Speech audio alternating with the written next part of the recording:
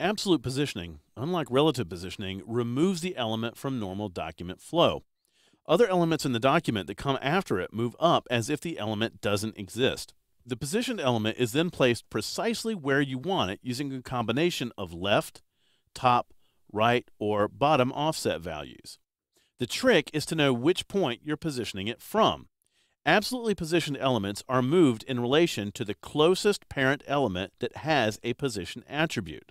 If no such element exists, then the top parent element, which is usually the body tag, is used instead. This is why it's so common to have parent elements that merely have a positioned attribute of relative with no other offset values. Now, that sounds pretty abstract until you actually see it in action. So we're going to go ahead and do an exercise here where we do absolute positioning and we understand the relationship that their parent elements have to the positioned element itself. So I have the index.html file open here, and this is found in the 10.06 folder. Now, we're getting a little bit closer to our Explore California layout. This is, for the most part, all of the structural elements of our Explore California page. We have our header here in the top left-hand corner. It's encased within a div with an ID of wrapper. And then below that, we have our main content, our main nav, our sidebar, and our footer. And right now, those elements are floated to achieve their layout look. But for the header element, we need everybody else to move up to occupy the space where the header is now.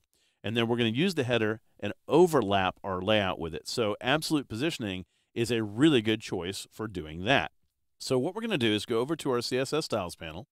And I might extend this a little bit so I can see a few more of these. I'm looking for this selector right here, the header. And if you'd like, you could go ahead and double-click that to open up the CSS rule definition dialog box. You could certainly add the properties manually in the panel as well. So I'm going to go over to my categories here and click on the positioning category. And we're going to choose a position of absolute for this. Now, the offset values that we're going to give it here are a little different than in some cases. We're going to go ahead and give it a left offset of 35 pixels. Now remember, that should move it 35 pixels to the right because you're going to offset the left edge from the leftmost edge of its parent element. But for the top value, here's where we're going to do something a little different. That's going to get a value of negative 25 pixels. Now, a negative top value, instead of pushing an element down the page, will pull an element up the page. So if you want to overlap something and move something up from another element, using negative offsets is a good way to do that. Now, if I go ahead and click OK and do a save all, we don't really see any change occurring except for the header just seems to disappear. Well, Design View is not going to do a great job of showcasing to us what's going on here. So I'm going to switch over to Live View. Now, in Live View, we can see that our header has moved over and up a little bit, and then all the rest of the content on the page has moved up as well. Now, in order to really illustrate what's happening here, I need to be able to resize this. So what I'm going to do is preview this in my browser. So any browser should work here. I'm going to use Firefox. And now we see maybe not quite the desired result that we were thinking.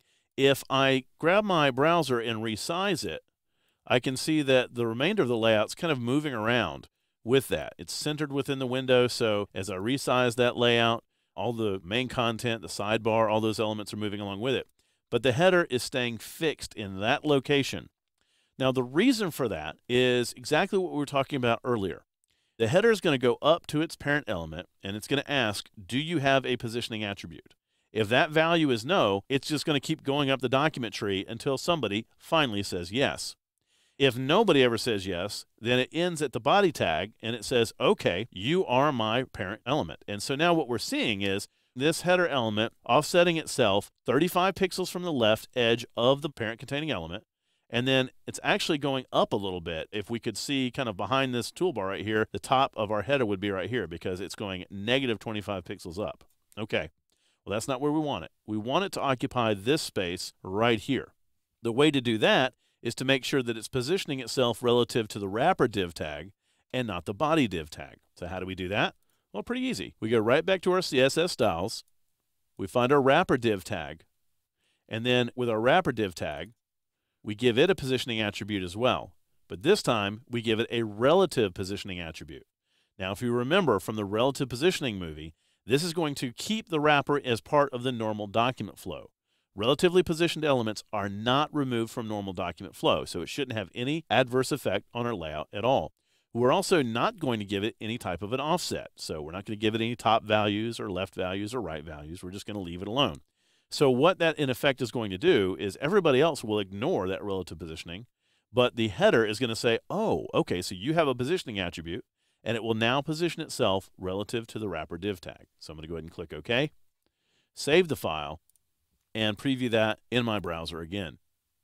Now we can see the header is positioning itself just 25 pixels above the wrapper div tag, which is butting it right up against the top of our browser window, and 35 pixels from the left of the wrapper div tag itself. Resizing the browser window now means that that object goes right along with it. Now, as we mentioned before, absolute positioning removes it from normal document flow, and everybody else moves up to occupy that space.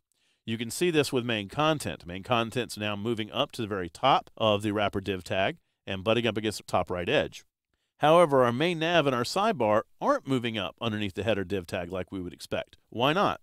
Well, it's a little bit of trickery there. What we've done is we've placed enough of a top margin on main nav to push it this far down. So normally it would move up and under the header div tag. But in this case, we've given ourselves enough top margin to give us the illusion of the fact that the header is pushing it down, but in reality, it's not. So absolute positioning is fairly straightforward. The upside to using it is that you can position elements with pixel level precision. The downside is that the element is removed from normal flow, so it no longer interacts with other elements. In fact, it will overlap other elements on the page, making it impossible to have a layout that relies heavily on absolute positioning, unless every element will be a fixed width and height and never change. For most layouts, absolute positioning is used as it is here, to position elements within their parent containers. It's also worth noting that you can change the stacking order of absolutely positioned elements by using the z-index property. The higher the index value, the higher the stacking order. So if you need to make sure an element is on top of other elements, you could simply give it a high z-index value.